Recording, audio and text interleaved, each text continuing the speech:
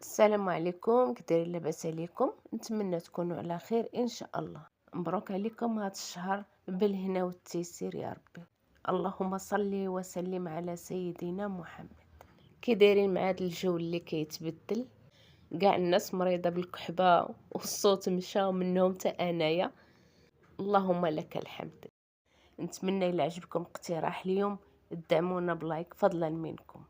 كان وقع لي مشكل في التعليقات ودابا الحمد لله صايبته، اللهم لك الحمد، باش نشوف تعليقاتكم الزوينه. شكرا لكم.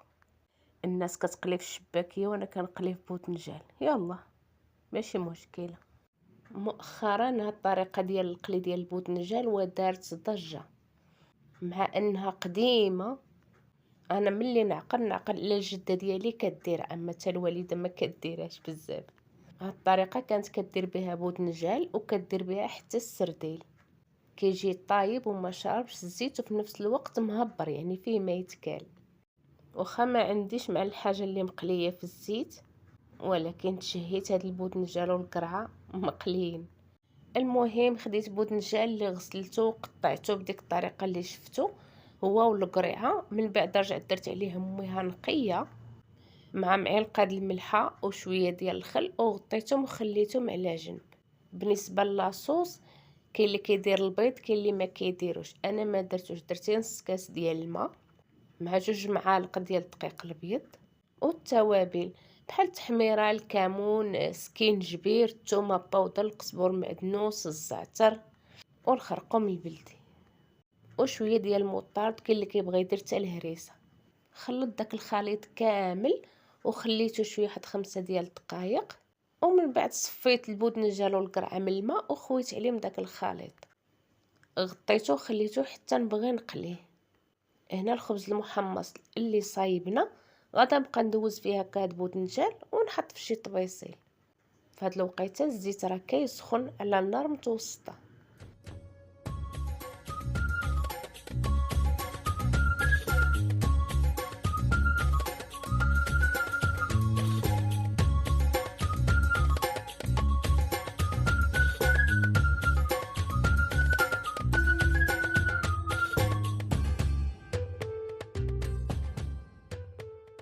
من بعد ما كملت كانت الزيت سخنت. دابا نبداو في القلي. ندير القطع ديال البودنجان هي الاولى حتى تحمر.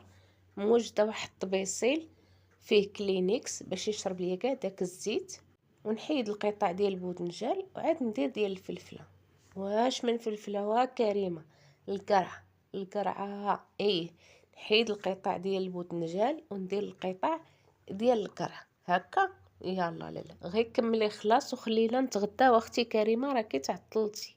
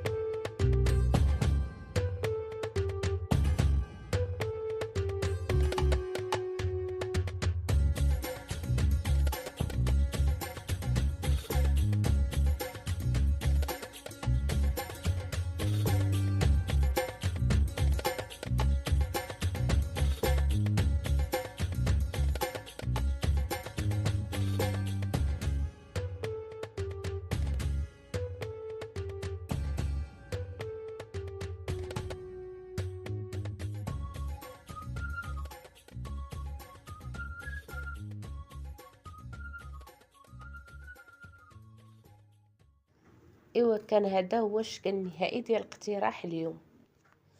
نتمنى نكون خفيفه ظريفه على قلوبكم. الدم محبه والعشره بيناتنا. كنتمنى التوفيق للجميع. تبقاو على خير. بسلامه عليكم واشركم مبروك.